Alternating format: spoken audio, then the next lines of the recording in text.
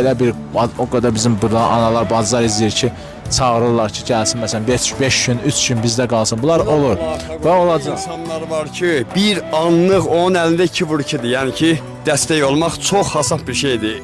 Evləri var, bombalan-boş saxlayırlar. Aparsın, yerləşdirsin. Onu istəsə eləyər. Xalqımız cömert xalqdır. İnşallah eləyərlər, dəstək çıxan olar.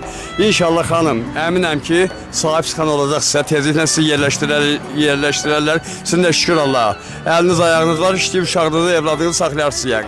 Gözümü saxlayacağım, sadəcə mən müvəqqətli yəni sığınacaq lazımdır evladım üçün. Ağlama. Ya mən en azından bəzi valideynlər kimi evladımı atmıram, boğurluq eləmirəm. Sadəcə xalqımdan kömək istəyirəm. Mən də sizin yəni necə deyim vətəndaşınızam. İnşallah olacaq. Əzizlərim, yəni üzücüdür. Yəni mən gəldim, mənim gəlişim yəni bir yerə deyil, özünüz bilirsiniz. Hər gün onlarla yerə